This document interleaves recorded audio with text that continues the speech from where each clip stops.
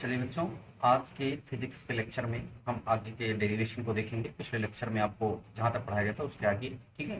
तो देखिए, आज है टॉपिक, थर्ड एप्लीकेशन है एम्पियर्स लॉ का। थर्ड एप्लीकेशन है, थर्ड अनुप्रयोग है, तीसरा अनुप्रयोग है। देखिए, तीसरे अनुप्रयोग की बात करें। तीसरा अनुप्रयोग कहता है ठोस लंबे बेलनाकार चालक के कारण, क्या लिखेंगे, ठोस लंबे बेलनाकार चालक के कारण उत्पन्न चुंबकीय क्षेत्र, कारण उत्पन्न चुंबकीय क्षेत्र।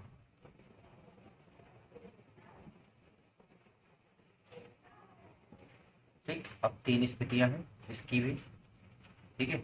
इससे पहले जो करवाया गया था खोखला बेलन था, ठीक है, जिसमें सेंटर पे कोई करंट नहीं थी, मतलब बीच में सारी करंट कहाँ थी, बाहर बाहर थी सरफेस पे। अब जो पढ़ाया जाएगा वो पढ़ाया जाएगा आपको ठोस ठोस चालक है। तो ठोस चालक के लिए एक फार्मूला होता है, आपको बताया गया कि ठोस चालक में जब आवेश प्रवाहित किया जाता है, ठीक है, धारा प्रवाहित की जाती है, वो पूरे चालक में प्रवाहित होती है जब ठोस होता है, ठोस बेलन होता है, ठोस तार होता है तो, ठीक है। तो मान लिया यह एक ठोस चालक तार है, ऐसे,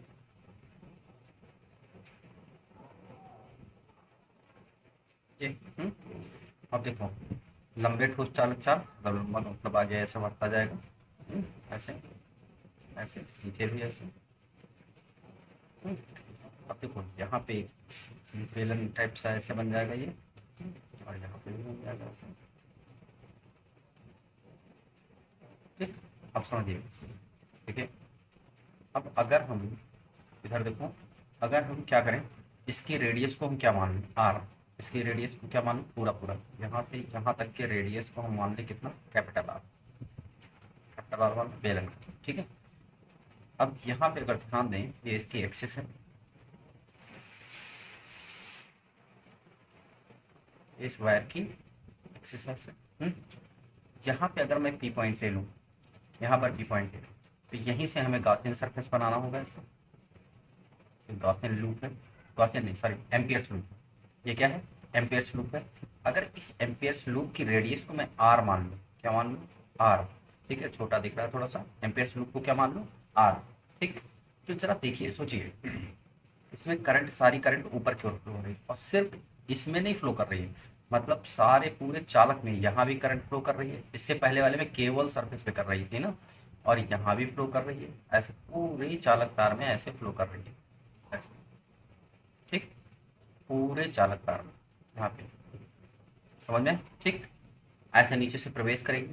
तो अब देखो, एक बार आपको इस पॉइंट पी पर निकालना है, फिर इसकी सरफेस पर कहाँ पर निकालना है, क्यू पर निकालना है, और लास्ट में निकालना है एस पे, स्टैंड पी क्यू एस पे, है ना, कहाँ पे निकालना है, एस पे।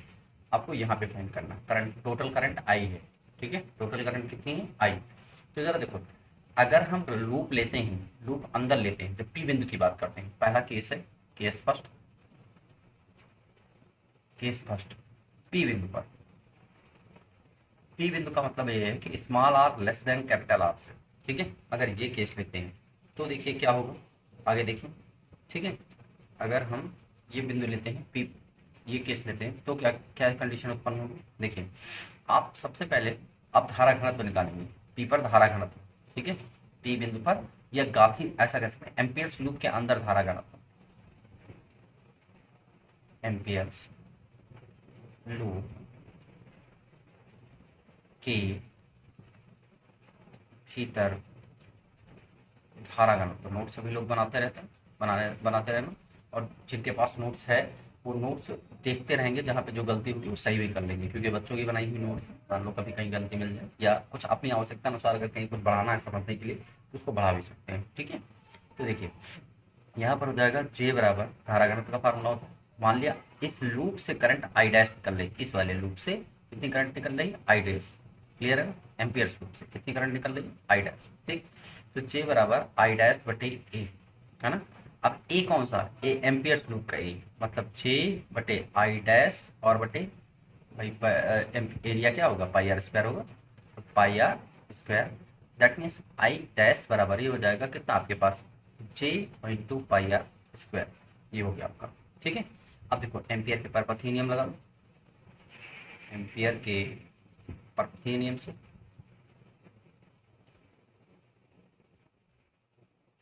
परपथीय नियम से, ठीक।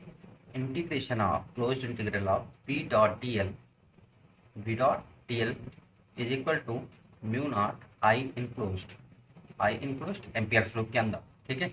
एम्पियर लूप के अंदर कितनी धारा है, आई डैश है। तो जरा यहाँ पे बी डॉट डी एल आपको ये सब समझा चुका है, यहाँ पे लूप लेके पिछले लेक्चर में कि बी और डी एल समान दिशा में होंगे, ठीक है, ये सब समझाया चुका है, ठीक है। तो बार बार उस चित्र को नहीं बना रहे हैं। देखो यहाँ पर हो जाएगा B D L cos theta, इसको लिखेंगे closed integral B D L और कितना कॉस थीटा, और ये हो जाएगा म्यू नॉट और कितना आई डैश, ठीक। बी कांस्टेंट है, बाहर कर लो, इंटीग्रेशन ऑफ डी एल और बराबर क्या हो जाएगा म्यू नॉट, और आई डैश की वैल्यू है J pi small R square. Integration DL, integration DL मतलब जो ये सूक्ष्म खंड लिया है ये पूरा पूरा डीएल मतलब पाई आर स्क्वायर, कितना हो जाएगा पाई आर स्क्वायर, क्लियर है ना, ठीक। चलिए देखिए आगे क्या हो जाएगा आपका पाई आर स्क्वायर, मतलब पाई, ये हो जाएगा बी और ये हो जाएगा भाई integration DL pi R square नहीं 2 पाई आर, लंबाई ना total 2 pi R mu naught और आई इनक्लोज्ड, कितना हो जाएगा आपका, ठीक है। तो इस तरीके से ये mu naught J pi R square, mu naught J pi और आर स्क्वायर, इस वाले आर से ये आर क्या हो गया कैंसिल, और क्या कैंसिल हुआ पाई से पाई कैंसिल, पाई से पाई कैंसिल।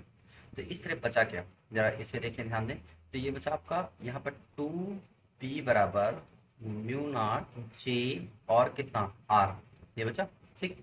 अब जरा सोचिए यहाँ पर अगर ये बचा तो ये यहाँ पे अब आगे देखें तो b बराबर क्या बचेगा, b is equal to mu naught, b is equal to क्या बचेगा म्यू नॉट और जे आर क्या बचेगा जे आर अपान 2। लेकिन अगर पूरे चालक की बात करें, क्योंकि जे बराबर आपने पढ़ा क्या पूरे चालक के लिए, अब पूरे चालक की बात हो रही आई बटे कितना ए, अब यहाँ पर जे बराबर ये नोट्स में बढ़ा लेना, ये लिखा नहीं है, जे बराबर ये हो जाएगा आई और बटे ए, एरिया पूरे चालक का चाहिए तो पाई और कैपिटल आर स्क्वायर, तो जे है ना तो पाई आर स्क्वायर, तो यहाँ वैल्यू रख लो। तो यहाँ बी इज इक्वल टू ये हो जाएगा म्यू नॉट आर और उसके बाद जे की वैल्यू आई अपान 2 पहले से है और पाई कैपिटल आर स्क्वायर और स्मॉल आर, अरे स्मॉल आर लिखा है ऊपर, ठीक है, स्मॉल आर आपका पहले से लिखा हुआ है, क्लियर, देख लो हटा दें, ठीक है ये,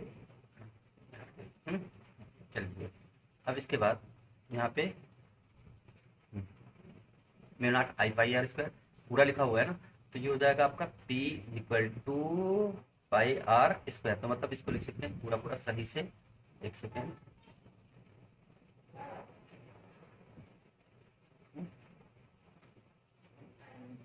एक सेकेंड,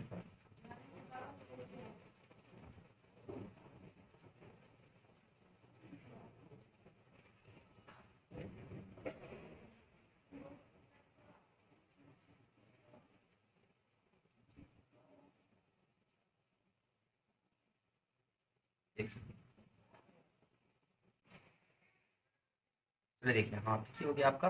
अब यहाँ पे वैल्यू देखेंगे तो ये लिख सकते हैं आप p equal to mu naught upon 2 pi और बटे में आई आर स्क्वायर और इंटू कितना स्मॉल आर, एक बेसिक फार्मूला ये हो गया, ठीक है, ये आपने बेसिक फार्मूला लिख लिया, ठीक। अब अगर केस बी की बात करें, ठीक है, केस बी की बात करें, डीएल और बी आपको जो समझाया था वो समझ में आया ना एम्पियर लूप वाला, ठीक है। अब देखो अगर हम बिंदु क्यू पर बात करें, ठीक है, बिंदु क्यू पर, तो देखो बिंदु क्यू की बात कर रहे हैं, बिंदु क्यू पर,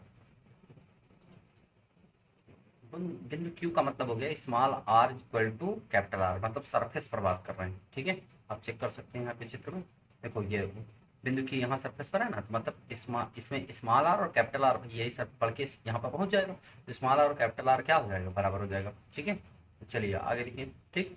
तो इस तरीके से आर और ये हो गया आर, अब आप यहाँ पे रखेंगे तो पी इज इक्वल टू ये फार्मूला आपका चेंज हो गया, कुछ ऐसा हो जाएगा म्यू नॉट अपान 2 पाई और आई बटे आर स्क्वायर और यहाँ पर हो जाएगा कैपिटल आर, आर से आर क्या हो गया cancel, B is equal to mu naught upon 2 pi और सिंपल से आई वाई क्या हो जाएगा आर, ये हो जाएगा दूसरा केस सरफेस पर निकालने के लिए। जरा बाहर जब निकालना है तो देखो एस बिंदु पर, बाहर के लिए देखो एस बिंदु पर, ठीक है, सरफेस के बाहर मतलब small R is greater than capital R के लिए।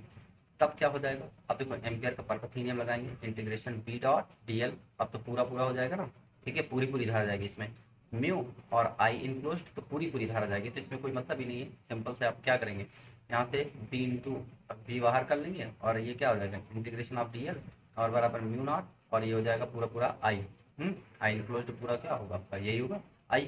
भाई पूरी धारा आप जाएगी ना, इसमें चेक कर सकते हैं। भाई देखो जब एम्पियर लूप अब एस पर बनाएंगे, समझो अगर हम इसको एम्पियर लूप ऐसे एस पे बना देंगे तो पूरी पूरी धारा जाएगी कि नहीं जाएगी, भाई एस में पूरी धारा आई जाएगी। ऐसे एम्पियर लूप अगर मान लो अच्छा बना दिया, देखो मान लिया ऐसे बना दिया, समझो ऐसे, भाई ऐसे। अब इसको आप खराब नहीं करेंगे चित्र, अब मैं समझाने के लिए सब बना रहा हूँ। मान लो एम्पियर लूप ऐसे बना दिया मैंने, ऐसे है ना, ऐसे बार बार, तो देखो अब पूरी पूरी आई धारा इसमें से, ये जो जितनी नेट धारा आई जा रही है वो पूरी जाएगी ना एम्पियर लूप के अंदर, ठीक है। तो अब देखिए फिर जब अगर पूरी धारा जाएगी तो क्या हो जाएगा, यहाँ पर हो जाएगा आपका ये टोटल आई हो गया आई नेट, और इंटीग्रेशन डीएल कितना होगा, बोलिए, इंटीग्रेशन डीएल हो जाएगा आपका बी और इंटू पूरा पूरा जो आर लेंगे तो 2 पाई कितना आर और is equal to mu naught और इंटू कितना आई, तो यहाँ से पी इज इक्वल टू आ जाएगा mu naught upon 2 pi I by R, ये नया डेरिवेशन निकला है। तो बच्चों यहाँ तक समझ में आया सबको, ठीक है। तो इस तरीके से ये डेरिवेशन हो गया, ठीक। अब आगे चलते हैं, चलिए इसको देख कर हटा देते हैं। नेक्स्ट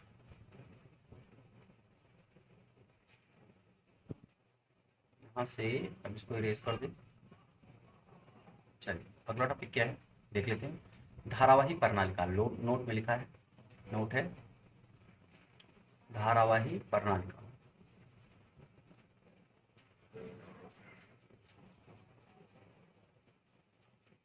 देखो धारावाही प्रणालिका किसे कहते हैं समझो, देखो ये होती है आपकी धारावाही प्रणालिका, ठीक।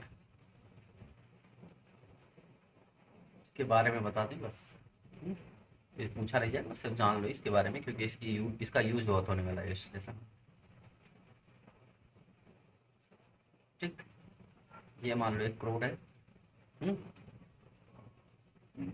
ठीक।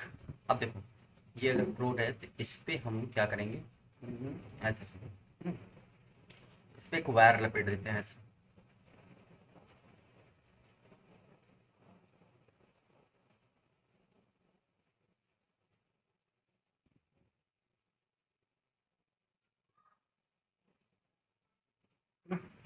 यहाँ पे ऐसे बैटरी जोड़ दी जाएगी, बस बन गई धारावाही प्रणालिका, इसी को कहते हैं धारावाही प्रणालिका। समझ में आया, ठीक। ये देखो अब यदि पूरी प्रणालिका की लंबाई एल है, यदि प्रणालिका की लंबाई कितनी है एल है, मतलब ये कॉन्सेप्ट है जिसका यूज करेंगे हर जगह पर, इसीलिए बताया जा रहा है। यदि प्रणालिका की लंबाई कितनी है एल है, लंबाई स्मॉल एल है, ठीक है, तथा फेरों की संख्या कितनी कैपिटल एन पूरे चालक में, तथा फेरों की संख्या मतलब इस पूरे प्रणालिका की लंबाई कितनी है एल है, तथा फेरों की कुल संख्या जो है, फेरों की कुल संख्या, फेरों की कुल संख्या कितनी है कैपिटल एन, ठीक है।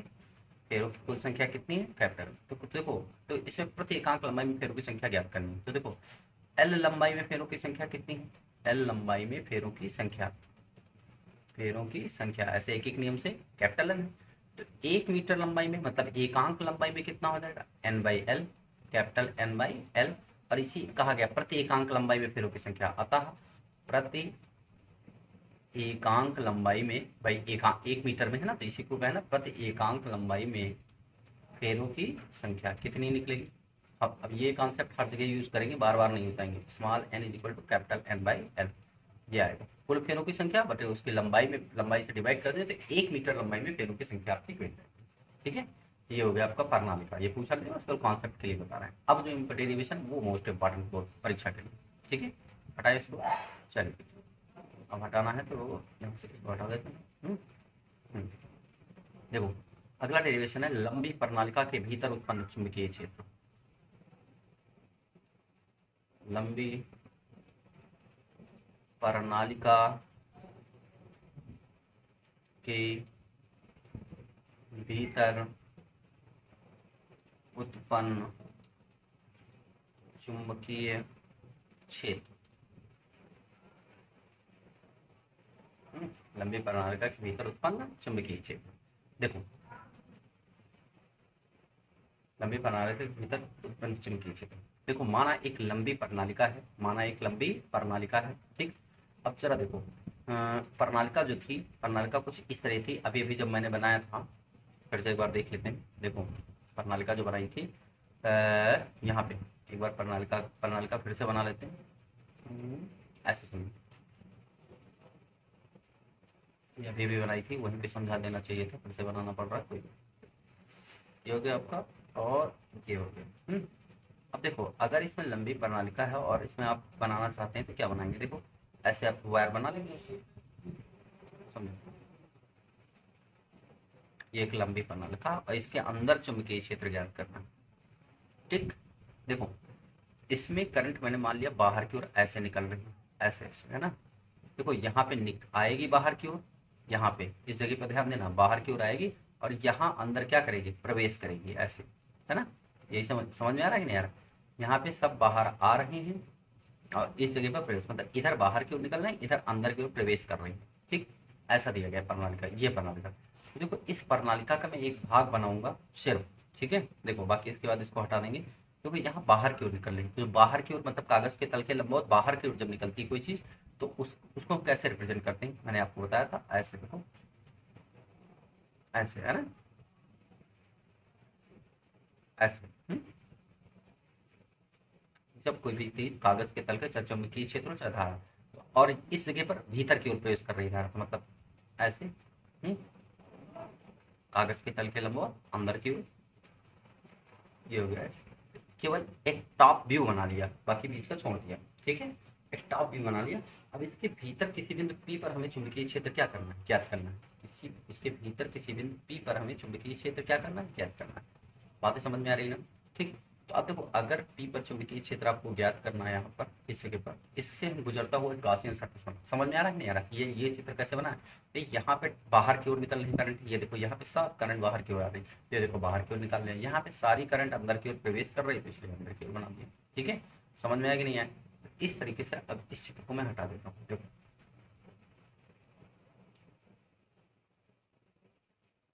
ठीक, ये हट गया। चलिए अब इसके बाद हम जिस चित्र को हटा देंगे तो होगा क्या। ठीक। अब देखो फिर आपको करना क्या है, एक एम्पियर्स लूप लेना है इसके अंदर, एम्पियर्स लूप। तो मैं एक आयताकार एम्पियर्स लूप की परिकल्पना करता हूँ ऐसे ना, जो पी से होकर गुजरता है ऐसे, ठीक है। ये इसकी ए भुजा है, स्मॉल ए भुजा है, ये बी भुजा है, ये सी भुजा है, ये डी भुजा है ना। ये हो गया आपका। इसमें भुजा की लंबाई को मैंने एल मान लिया है और चौड़ाई को क्या मान लिया है, बी मान लिया, ठीक है। ये हो गया एल और बी। अब जरा देखो पी से गुजरती है एम्पेयर स्लूप की परिकल्पना करते हैं। अब देखो इसमें मैग्नेटिक फील्ड किधर हुई, यहाँ पे पी मैग्नेटिक फील्ड लाइंस किधर की ओर हुई, सोचिए, ठीक। देखो अगर हम ध्यान दें तो मैग्नेटिक फील्ड लाइंस जो होंगी, अगर हमने ये बाहर की ओर बनाया तो इस तरह पड़ेगी। देखो अगर हम अंगूठा देखो चालक में प्रवाहित धारा की दिशा में रखा है, तो यहाँ बाहर की ओर निकल रही है ना करंट, ठीक है। देखो यहाँ पे समझो, ऐसे समझो, चल दिखा के समझाते हैं। देखो इस पॉइंट पर यहाँ पे जो करंट है वो बाहर की ओर निकल रही है, मतलब अंगूठा चालक में प्रवाहित धारा की दिशा में, उंगलियां कर्ल करेंगी ऐसे ऐसे, है ना। देखो ऐसे मुड़ेंगी, मुड़ेंगी ना, तो ये अंदर की ओर प्रवेश करेंगे। देखो अंगूठा अगर नीचे वाले से भी देखो तो नीचे अंदर की ओर और ऐसे प्रवेश करेंगे ना, ठीक है। कागज के तल के लंबवत अंदर की ओर, ठीक है। कागज के तल के लंबवत अंदर की ओर। तो देखो अगर हम ध्यान दें तो ये मैग्नेटिक लाइन ऑफ फोर्सेस जो है वो ऐसे ऐसे बनेंगे, ठीक है। हमने देखो आपके नोट्स में उल्टी डायरेक्शन में बनी है, इसलिए बनी है क्योंकि मैंने देखो यहाँ पे अंदर की ओर लिया, यहाँ पे बाहर की ओर लिया है, ठीक है। तो उसकी चिंता आप लोग ना करें, ठीक है। बस कॉन्सेप्ट को पकड़ें, ठीक। समझ में आया कि नहीं आया, समझ में आया, ठीक है। ये हो गया आपको। भाई यहाँ पे मैंने देखो ये धारा बाहर की ओर ली है और जो नोट्स मिला है आपको उसमें अंदर की ओर है, कैसे अंदर की ओर है, ठीक है। तो इस तरीके से कहने का मतलब ये है कि आप कॉन्सेप्ट पर पढ़िए, ठीक है। ये हो गया आपका। अब देखो तो इसकी डेफिनेट वो क्या लिखेंगे, स्टेटमेंट लिखेंगे। माना एक लंबी प्रणालिका है जिसके प्रत्येक एकांक लंबाई में फेरों की संख्या कितनी है, एल है, एन स्मॉल एन है, ठीक है। प्रत्येक फेरे में धारा कितनी है, आई है। मोस्ट इंपॉर्टेंट है ये स्टेटमेंट, इतनी लिखनी पड़ेगी, ठीक है। माना एक लंबी प्रणालिका प्रणालिका कितनी है, एक लंबी प्रणालिका एक लंबी प्रणालिका है, ठीक है, जिसके प्रति एकांक आयतन में, एकांक आयतन में फेरों की संख्या, फेरों की संख्या कितनी है, स्मॉल n है, ठीक, फेरों की संख्या कितनी है, n है। प्रत्येक फेरे में धारा कितनी है, प्रत्येक फेरे में धारा जो है वो I है, धारा कितनी है, I है, ठीक है। और इसकी अक्ष पर किसी बिंदु P पर चुंबकीय क्षेत्र ज्ञात करना है, बाकी लिख लेना, ठीक है। और इसके लिए हम एक आयताकार लूप की क्या करते हैं, परिकल्पना करते हैं, क्लियर है।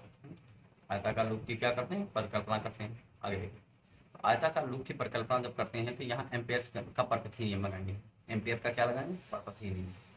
देखो, एम्पियर का परिपथीय नियम, एम्पियर का परपथीय नियम।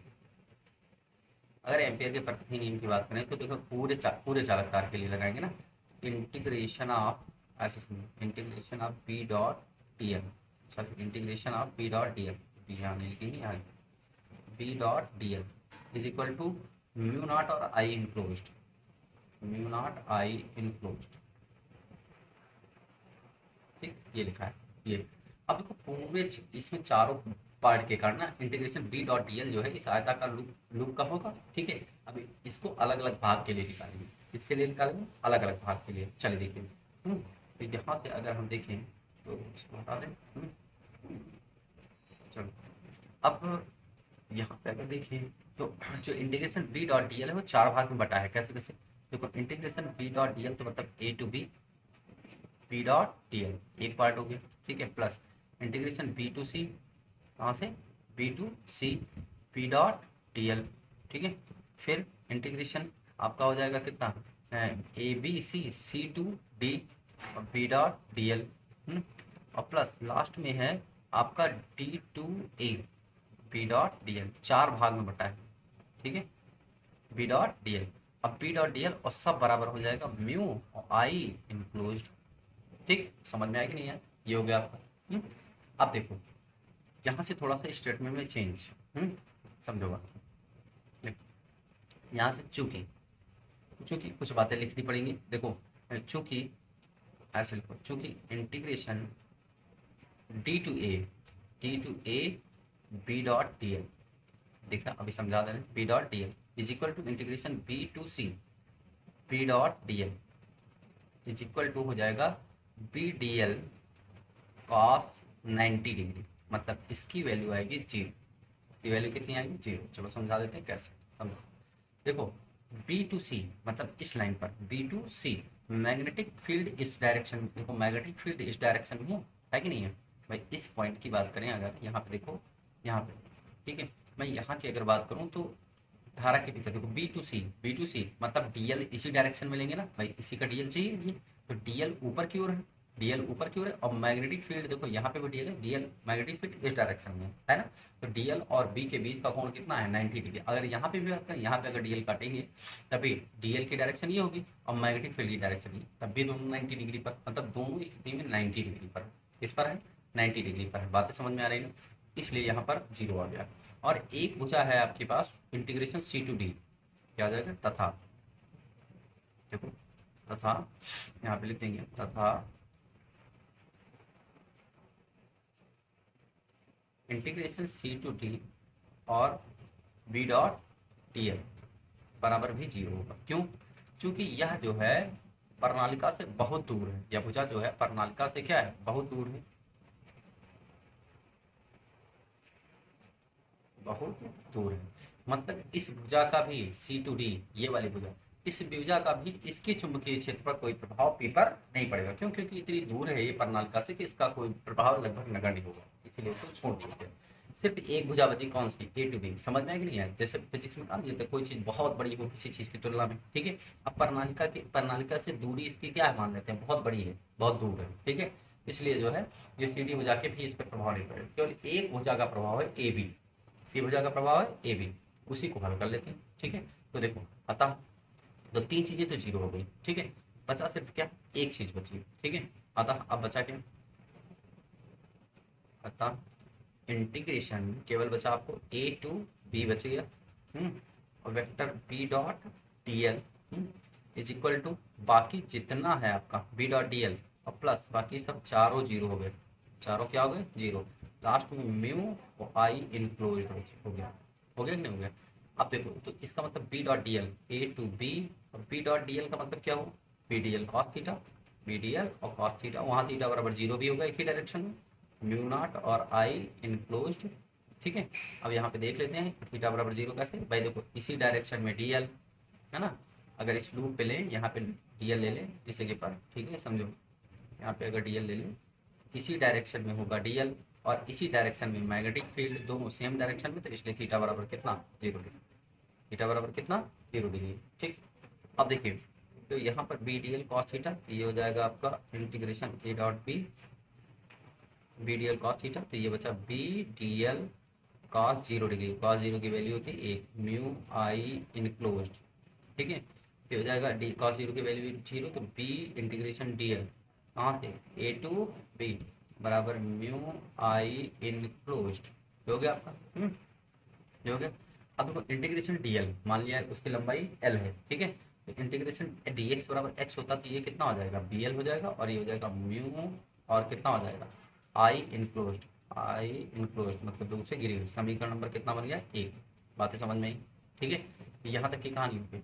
अब देखो यहाँ के बाद आगे हम क्या करेंगे, धारा निकालेंगे। ठीक, तो माना देखो चूंकि आपने पहले मान रखा है प्रति एकांक लंबाई में फेरों की संख्या कितनी है, प्रति एकांक लंबाई में फेरों की संख्या, फेरों की संख्या बराबर स्मॉल एन। ठीक है, तो एल लंबाई में फेरों की संख्या कितनी हो जाएगी, देखो एल लंबाई में फेरों की संख्या एन एल हो जाएगी। अब प्रत्येक फेरे में धारा कितनी है, देखो प्रत्येक फेरे में धारा आई मान रखी है ऊपर स्टेटमेंट में। ठीक है, तो एन एल फेरे में धारा कितनी हो जाएगी, बोलो एन एल फेरे में धारा आपकी हो जाएगी एन एल और आई, मतलब कुल धारा आई इनक्लोज जो है वो कितनी हो जाएगी एन एल आई। तो समीकरण नंबर एक से मान रख लो यहाँ पर, आई इन साइड जो है वैल्यू रख लो यहाँ पर, समीकरण नंबर एक में कुल धारा रख लो, तो ये जाएगा पी इंटू एल बराबर क्या हो जाएगा म्यू नॉट एन एल और कितना आई। ठीक, एल से एल क्या हो गया cancel, B is equal to mu naught और कितना स्मॉल एन आई। ठीक है, एक फार्मूला तैयार लिखो। ठीक है, यदि फेरों की संख्या एल हो एन हो, तो मैंने पढ़ाया आपको चूंकि अभी अभी पढ़ाया है, चूंकि small N is equal to क्या हो जाएगा आपका एन एल है ना, small N is equal to क्या, तो कैपिटल एन बराबर हो जाएगा आपका स्मॉल एन इंटू एल, या स्मॉल एन बराबर कैपिटल एन बाई एल। अभी अभी शुरुआत में यही सबसे पहले पढ़ा है, तो B is equal to formula ऐसे भी लिखा जा सकता है म्यू नॉट और कैपिटल एन आई बटे एल, लेकिन बस इतना याद रखना कि जब कैपिटल एन यूज करेंगे तो एल से डिवाइड करना प्रति एकांक लंबाई में फेरों की संख्या चाहिए। ठीक है, इस तरीके से ये डेरिवेशन कंप्लीट हुआ, सभी लोग एक बार देख लेते हैं। ठीक है, देख लो अभी यार मोस्ट इंपॉर्टेंट है। ठीक है, डेरिवेशन, ठीक है कोई कठिन काम नहीं है, बस लगा के तीन भुजा के लिए जीरो कर दीजिए, एक के लिए आप इंटीग्रेट कर दीजिए, बस निकला। ठीक है, देखो तीन भुजा ए टू बी अब के लिए निकालना है, बाकी बी से सी, सी से डी और डी से ए, जीरो हो जाएगा। क्यों होगा, क्योंकि बी सी सी और डी से ए ये दोनों 90 डिग्री है, मतलब डी एल और बी दोनों 90 डिग्री, बी इस डायरेक्शन में डी एल या तो ऊपर या तो नीचे, और ये सी डी भुजा बहुत दूर है, केवल यहाँ पे ही बी और डी एल एक ही डायरेक्शन में ले रहे हैं, एक ही डायरेक्शन में है। ठीक, इसलिए जो है होगा ऐसा। ठीक, बस कुछ नहीं किया, देखो चारों चारों रख के यहाँ पे, और उसके बाद बाकी सब जीरो कर दिया, तो ये देखो चार जीरो एक बच गया, फिर इंटीग्रेशन डी एल टोटल लंबाई मान ली एल इनक्लोज, उस पर ये देखो यहाँ पे प्रत्येक अंक लंबाई में फेरों की संख्या स्मॉल एल लंबाई में एन एल, प्रत्येक फेरे में धारा आई है, तो एन एल फेरे में धारा कितनी हो जाएगी एन एल आई, तो टोटल धारा निकाल दे रखी है, कैलकुलेशन करते हैं। ठीक है, ये हो गया आपका। चलिए देखिए आगे, आगे की बात करें तो यहाँ पे ठीक, अब शुरू करें। देखो एक डेरिवेशन और कर लेते हैं। ठीक, इस लेक्चर में परिमित लंबाई की प्रणालिका के कारण उसकी अक्ष पर अपना चुंबकीय क्षेत्र, परिमित लंबाई की प्रणालिका के कारण, चलिए देखिए ये है आपका परिमित लंबाई, परिमित लंबाई जिसकी लंबाई फिक्स हो, परिमित लंबाई की प्रणालिका, परिमित लंबाई की प्रणालिका के कारण,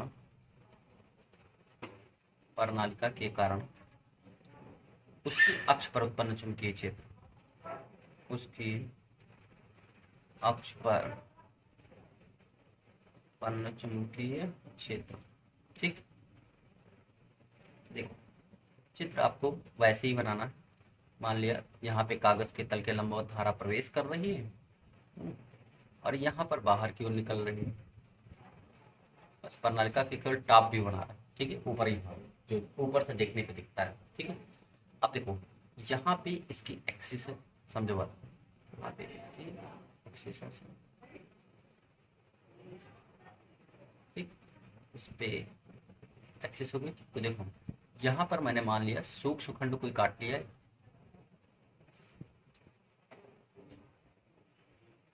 ठीक है, प्रणालिका के सूक्ष्म खंड काट लिया ऐसे। देखो इस सूक्ष्म खंड की लंबाई को मैंने एल मान लिया टोटल, इसकी रेडियस को मान लिया आर, प्रणालिका की रेडियस को कैपिटल आर मान लिया। ठीक है, ये पॉइंट ओ कह लिया। और इस सूक्ष्म खंड की चौड़ाई dx कह लिया। ठीक है, यहाँ पी पॉइंट पर आपको क्या करना, फाइंड करना मैग्नीट्यूड। इसके लिए आप इस सिरे को मिला देते हैं और इस टॉप यहाँ पे जो लिया है इस वाले सिरे को भी एक। ठीक, अगर इस कोण को मैंने थीटा 2 कहा, अभी थीटा ही मानेंगे, डेरिवेशन के लिए हम चेंजिंग कर ले थीटा 1। ठीक है, क्या कह लिया मैंने, थीटा, ये चीज़ें होंगी। ठीक, तो माना क्या लिखेंगे, माना एल लंबाई की एक प्रणालिका है जिसकी त्रिज्या कितनी है, कैपिटल आर, प्रति एकांक लंबाई में फेरों की संख्या स्मॉल एन। ठीक है, तथा प्रत्येक फेरे में धारा कितनी आई। सेम कॉन्सेप्ट, सेम स्टेटमेंट इससे पहले। ठीक है, देखो आपको इसकी अक्ष पर उत्पन्न चुंबकीय क्षेत्र ज्ञात करना, तो एक सूक्ष्म खंड मान लिया dx और इसके कारण पी पे उत्पन्न चुंबकीय क्षेत्र ज्ञात करके हम इंटीग्रेट करेंगे। लेकिन इंटीग्रेट किसके सापेक्ष करेंगे, सोचिए भाई। वेरिएबल क्या क्या है, एक dx वेरिएबल है, एक क्या वेरिएबल है, dx वेरिएबल है। दूसरा जैसे dx को, जैसे इस खंड को यहाँ पे लाएंगे तो आपका ये बदल जाएगा ना। ठीक है, समझ में आया कि नहीं है, बोलिए। देखो यहाँ पे लाए तो ये बदल जाएगा भाई, जैसे dx यहाँ किसका है तो ये थीटा बदल गया, यहाँ पे इस जगह पे थीटा लाए थीटा बदल गया। मतलब वेरिएबल कौन कौन है, थीटा वेरिएबल है नहीं। मतलब जैसे यहाँ पे मान लो इस जगह पे अगर मान लो बनाया, इस जगह पे ये dx या, ठीक है, अलग बना रहा है। अब ये पी पॉइंट देखें तो ये थीटा अब कुछ कम हो जाएगा नहीं हो जाएगा ये वाला थीटा। ठीक है, अगर थोड़ा यहाँ पे बना लिया, यहाँ पे बना लिया मान लो, तो अब यहाँ से देखो ये थीटा बढ़ गया कि नहीं बढ़ गया। मतलब वेरिएबल थीटा है और दूसरा कौन सा है, dx है, दो वेरिएबल है। ठीक है, तो अगर हम इस थीटा के सापेक्ष इसको इंटीग्रेट कर दें भाई, इस सूक्ष्म खंड के कारण पी पे निकाल लें, उसके बाद इस सूक्ष्म खंड के कारण थीटा के सापेक्ष जो है हम इंटीग्रेट करते हैं, तो आपको पूरे चालक के कारण निकल आएगा कि नहीं निकल आएगा, बोलिए, निकलेगा। ठीक, चलिए देखिए, चलो अब जो है इसके बाद आपको अब इंटीग्रेट करना है। ये हो गया। तो किसी कुंडली के अक्ष पर उत्पन्न चुंबकीय क्षेत्र का फार्मूला, क्योंकि आपको पता है पीछे पिछले पढ़ाया जा चुका है, पीछे किसी कुंडली की अक्ष पर उत्पन्न चुंबकीय क्षेत्र कितना होता है।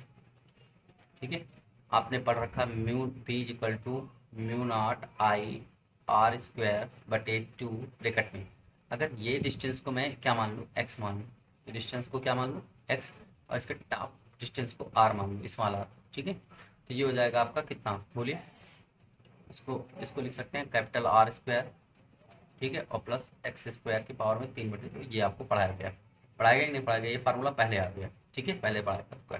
देखो सूक्ष्म खंड dx के कारण निकाल में यहाँ पर, सूक्ष्म खंड dx के कारण जिसमें आई डैश धारा है, केवल छोटी सी धारा आई डैश है इसमें। ठीक है, इसमें कितनी धारा है, आई भाई, आई तो पूरे प्रत्येकांक लंबा फेरों में है ना, तो जिसमें कुल धारा कितनी है, जिसमें आई डैश धारा है, वे आई डैश निकालना पड़ेगा। आई डैश धारा पी पर उत्पन्न चुंबकीय क्षेत्र यानी सूक्ष्म खंड में मैंने मान लिया कि धारा आई डैश है, तो क्योंकि आपने स्टेटमेंट में जो माना है वो माना प्रति एकांक लंबाई में फेरों की संख्या ना, तो मान लिया इसमें आई डैश धारा है। अभी निकाल लेंगे बाकी। अब ये सूत्र चेंज होकर कुछ ऐसा हो जाएगा, म्यू नॉट और धारा आई डैश हो जाएगा और आर स्क्वायर में कोई चेंज नहीं होगा। ठीक है, बस ये लिख जाएगा आपका आई डैश और यहाँ पर हो जाएगा आपका सिंपल से, देखो ये 2 रहेगा ही, ब्रैकेट में हो जाएगा are capital R square plus X square की पावर में 3 बटे 2। ये हो गया चेंज। ठीक, अब आपको वही काम करना है, आपको आई डैश का मान चाहिए, चूंकि प्रति एकांक लंबाई में फेरों की संख्या क्या मानी आपने, प्रति एकांक लंबाई में फेरों की संख्या, स्मॉल एन लिया है तो एल लंबाई में फेरों की संख्या कितनी हो जाएगी आपकी, एन एल हो जाएगी। प्रति फेरे में धारा कितनी है, एक फेरे में धारा कितनी है बोलो, एक फेरे में धारा जो है वो आपने आई मान रखी है। देखो प्रत्येकांक लंबाई में फेरों की संख्या स्मॉल है तो एल फेरे में एन एल। अब प्रत्येक फेरे में धारा कितनी है आपके पास आई, एन एल फेरे में धारा कितनी हो जाएगी, मल्टीप्लाई कर देंगे, ठीक है, तो हो जाएगा एन एल आई, एक एक नहीं, ठीक है, सिंपल से एन एल आई। इसी को हम कहेंगे आई डैश, जो कुल धारा, मतलब इस डी एक्स में कुल धारा कितनी है आपके पास, एन एल आई, ठीक है, एन एल आई। और एन एल नहीं है, लंबाई डी एक्स मानी है मैंने, ठीक है भाई, एल नहीं, डी एक्स भाई सूक्ष्म खंड के लिए ना, तो एल नहीं, पूरे पूरे के लिए नहीं माना मैंने, ठीक है, मैंने डी एक्स लंबाई में फेरों की संख्या, किसकी, डी एक्स, तो यहाँ पे एन डी एक्स हो जाएगा, क्या हो जाएगा, एन डी एक्स, ठीक। तो यहाँ पे क्या हो जाएगा, एन डी एक्स फेरे की संख्या, तो ये हो जाएगा एन और ये हो जाएगा डी एक्स, ठीक है। थोड़ा सा सही कर लेते हैं इसको, ये हो गया आपका, यहाँ लिखो एन और कितने, डी एक्स और इंटू आई, ये बन जाएगा आई डैश बराबर। तो इसकी वैल्यू उठा के समीकरण नंबर कहाँ पे रख लेंगे, एक में, ठीक, रख लो समीकरण नंबर एक में। तो देखो ट्रांसफर कर दें और ये पहले वाला है इसको हटा दें, चलो समझ में आएगी नहीं है। तो यहाँ से अगर समीकरण नंबर एक में हम चीज़ों को रख लें तो ये हो जाएगा डी वी इक्वल टू, हो जाएगा, देखो इसको कह दें D we equal to, D we equal to mu naught, ठीक है, और आई की जगह पर N D X, N D X I और कितना हो जाएगा आर स्क्वायर, ठीक है, जो आई डैश था उसकी जगह पर ये रखा गया, बटे में टू ब्रैकेट में R square plus X square की पावर में 3/2, इसको बना दो समीकरण नंबर कितना, दो, एक आप बना चुके हैं, ठीक है। अब देखो त्रिभुज ले लेंगे एक बार, कौन सा, पी ओ क्यू, त्रिभुज कौन सा लेंगे, पी ओ क्यू, चलो दिखा देते हैं आपको त्रिभुज पी ओ क्यू, ये देखो पी ओ और यहाँ पे टॉप पे होगा क्यू, ठीक है, टॉप पे क्या मान लेते हैं क्यू, ठीक है, यहाँ पे पी ओ क्यू इस जगह पे लिख देते हैं पी ओ क्यू, देखो यहाँ पे क्यू मान लिया, देखो P O Q, P O Q, अगर इसको मैं थीटा थोड़ी देर के लिए मान लूँ तो लंब बटे क्या होता है, आधार होता है, आर बटे एक्स आ जाएगा, नहीं टेन थीटा बराबर क्या हो जाएगा, आर बटे एक्स। देखो ये यहाँ से यहाँ तक आर है, भाई ये डिस्टेंस आर ही तो है यहाँ से यहाँ तक, तो कोण के सामने अगर इसको थीटा कर लूँ तो कोण के सामने लंब है और आधार कौन सा है, ये वाला है, टेन थीटा बराबर लंब बटे क्या हो जाएगा, आधार। तो यहाँ लिख लो पहले, सबसे पहले टेन थीटा बराबर क्या हो जाएगा आपका, tan theta is equal to लंब बटे आधार, आर बटे एक्स आ गया। तो यहाँ से x का मान चाहिए क्योंकि x वेरिएबल होगा ना, x वेरिएबल होगा ना, r बटे कितना हो जाएगा tan थीटा, मतलब ये ऊपर चला जाएगा तो x बराबर हो जाएगा r cot थीटा। ये समीकरण नंबर क्या बन जाएगा आपका, जो भी बने 2 3 बन जाएगा, क्या बन जाएगा 3। अब इसी प्रकार से थीटा के सापेक्ष इसका अवकलन कर लो, थीटा के सापेक्ष अवकलन,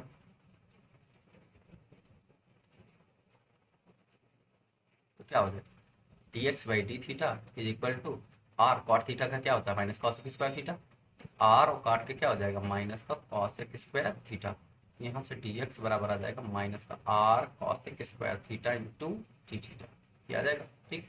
देखो अब इसको बना लो आप कितना, समीकरण नंबर 4, समीकरण में 3 और 4 से मान जो है वो 2 में रखने पर, समीकरण नंबर 3 व 4 के मान समीकरण नंबर कहाँ पर 2 में रखने पर, ठीक है, समीकरण नंबर 2 में रख लो, ठीक है। समीकरण नंबर 2 में रखेंगे तो क्या हो जाएगा आपका, देखिए सारी वैल्यू उठा के रखो, तो ये हो जाएगा d we equal to mu naught और एन अपनी जगह पर, ठीक है, एन और आई भी अपनी जगह पर, आई भी अपनी जगह पर, एन आई आर स्क्वायर और डी एक्स की वैल्यू रख लो केवल, किसकी वैल्यू रखेंगे, डी एक्स की, तो डी एक्स की वैल्यू आई है आपके पास minus R cosec square theta, तो माइनस यहाँ लगा लो, ठीक, और ये हो जाएगा आपका R cosec square theta, R cosec square theta into D theta, और बटे में भी वही काम कर लो, देखो 2 और आर स्क्वायर अपनी जगह पर, और ये आपका जो एक्स स्क्वायर आया है, एक्स आया है, ठीक है, एक्स बराबर आपने आर कॉट थीटा माना है, तो ये हो जाएगा आर स्क्वायर और कितना कॉट स्क्वायर थीटा, और इसकी पावर में 3/2, इतनी बातें समझ में आई, ठीक है।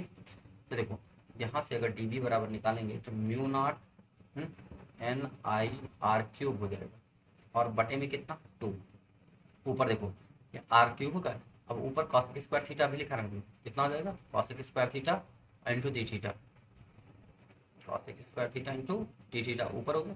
नीचे जरा एक काम करिए, यहाँ से आर स्क्वायर कॉमन कर लीजिए, तो आर स्क्वायर जब कॉमन है तो स्क्वायर नहीं आएगा, साथ में 3/2 भी कॉमन आएगा, तो 1 प्लस कितना हो जाएगा कॉट स्क्वायर थीटा की पावर में 3/2। क्लियर हुआ? ठीक है, इस तरीके से अगर हम आगे बढ़ाएं इसको तो देखो क्या हो सकता है, यहाँ पे इसको हटा दें।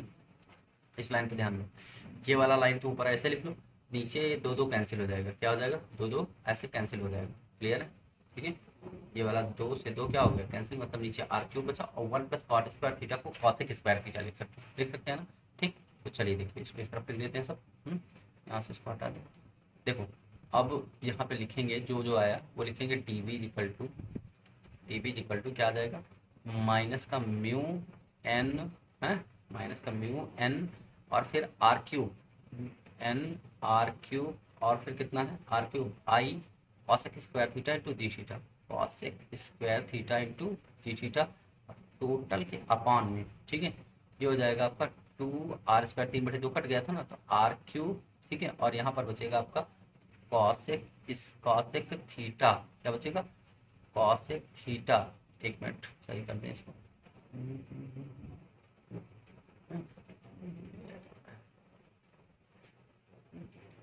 चलिए इसको लिखो कितना, कॉसेक थीटा की पावर में स्क्वायर था, 2 × 3/2 भी था, तो 2 से 2 क्या हो गया कैंसिल। अब सॉल्व कर दो, आर क्यूब से आर क्यूब कैंसिल है ना, आर क्यूब से आर क्यूब कैंसिल, और आपका बचा क्या क्या, ठीक है, यहाँ से आपका बच रहा आर क्यूब और साथ में अब कॉसेक क्यूब थीटा बचा, तो ये क्यूब स्क्वायर से कैंसिल। ठीक है, मतलब नीचे एक कॉसेक बचा, ओवरऑल डी बी बराबर बचा क्या, माइनस का म्यू नॉट स्मॉल एन आई है ना, आर क्यूब तो कैंसिल हो गया ये वाला, तो म्यू नॉट एन आई और म्यू नॉट एन आई और बाई में 2 बचा आपका, और ये वाला कॉसेक थीटा ऊपर जाएगा तो यहाँ पर बचेगा साइन थीटा इंटू कितना डी थीटा, पल्ले पड़ा सबको। ठीक है, sign theta into D theta, ये अतः संपूर्ण चालक के कारण, ये तो सूक्ष्म खंड के कारण निकाला, अतः संपूर्ण प्रणालिका के कारण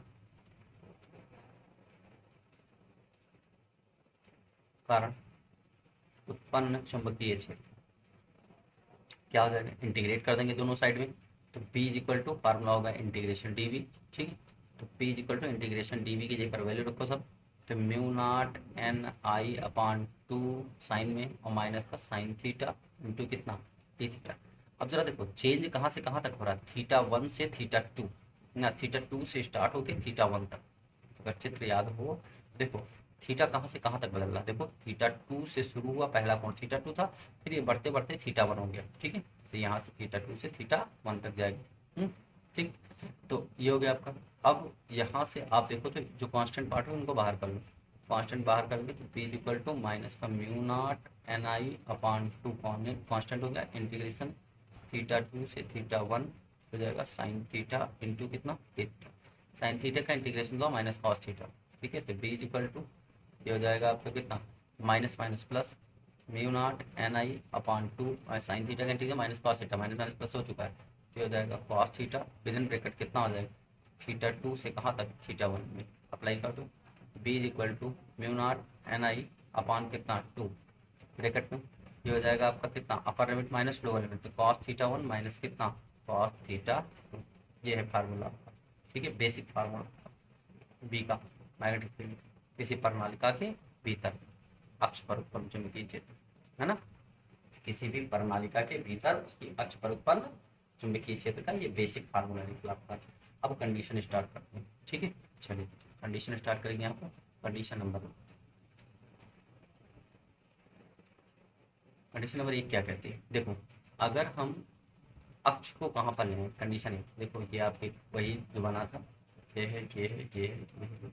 अगर सूक्ष्म खंड को मैं यहाँ पे ले लूँ एकदम सिरे पर, ये सूक्ष्म खंड जो लिया था मैंने वो यहाँ पे ले लूँ डेरिवेशन के दौरान। ठीक है, यदि पी बिंदु एक सिरे पर ले ले यहाँ पर इस किनारे पर, ठीक, तो जरा देखो यदि पी बिंदु डाल लेंगे, यदि पी बिंदु प्रणालिका के सिरे पर, पी बिंदु जो पहले बीच में लिया था अब ये पी बिंदु एकदम बाहर प्रणालिका के सिरे पर, पी बिंदु प्रणालिका के सिरे पर, प्रणालिका के कहाँ पर हो, सिरे पर, सिरे पर, तब कंडीशन क्या होगी देखो जरा, आप ध्यान देंगे तो ये तो थीटा टू ही रहेगा, ये वाला सिरा जो बना था चित्र में, ये थीटा टू, लेकिन जो थीटा वन है वो चेंज होके अगर इस वाले सिरे को मिलाएंगे तो सीधे सीधे 90 डिग्री हो जाएगा, है ना। मतलब थीटा टू बराबर तो थीटा टू रहेगा, साथ में थीटा टू बराबर क्या कह लेंगे, थीटा टू बराबर हो जाएगा भाई, अगर सिरे पे कर देंगे, एकदम सिरे पर कर देंगे, देखो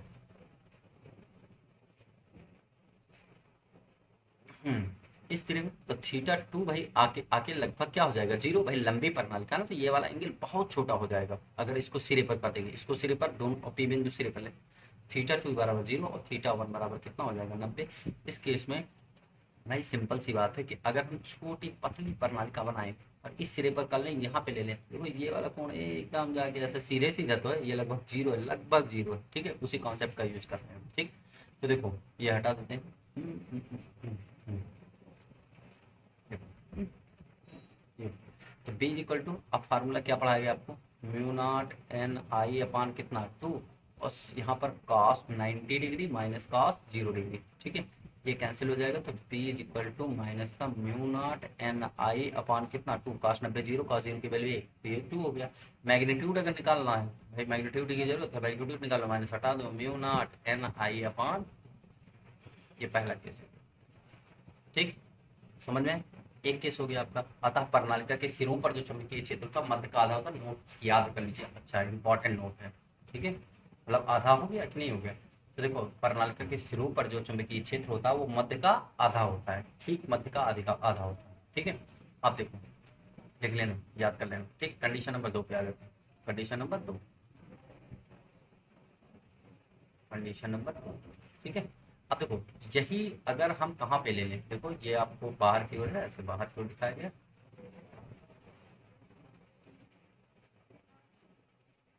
यहाँ पर भीतर की ओर है। अब यही पी बिंदु जो है प्रणालिका अगर अनंत लंबाई की हो, मान लिया पी बिंदु यहाँ सेंटर पे लिया कहीं बीच में एक्सिस स्पेस के, है ना, अब प्रणालिका बहुत बड़ी है, तो मतलब ये वाला हो गया थीटा टू, बहुत बड़ी है जाके थीटा टू, ठीक, और ये वाले थीटा वन बहुत बड़ी कहीं पे जाके, पर लंबी प्रणालिका के मतलब जिसकी त्रिज्या उसकी लंबाई की तुलना में नगण्य है, बस ये अनंत लंबाई की प्रणालिका का तात्पर्य ये है।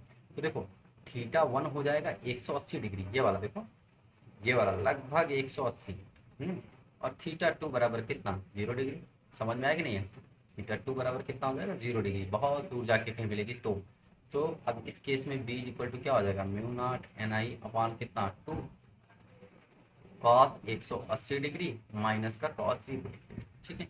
और इस केस में B equal to mu naught N I upon 2, ये -1 मतलब माइनस का 2, क्लियर है, ठीक, माइनस का 2, 2 से 2 क्या हो जाएगा, कैंसिल हो जाएगा, बी इक्वल टू माइनस का म्यू नॉट एन आई और अपॉन 2 इंटू 2 से 2 क्या होगा कैंसिल, तो बी इक्वल टू मैग्नीट्यूड निकाल लो, तो ये हो जाएगा म्यू नॉट और कितना इस वाला नहीं, ठीक है, अनंत लंबाई की प्रणालिका के कारण अभी अभी निकलवाया था, यही आया था, ठीक है, समझ में आया कि नहीं आया। तो यहाँ तक का टॉपिक आज जो है आप लोगों ने पढ़ा, ठीक है। अब नेक्स्ट लेक्चर में टोराइड के कारण पढ़ाया जाएगा, क्लियर वो सबको, ठीक है, चलिए।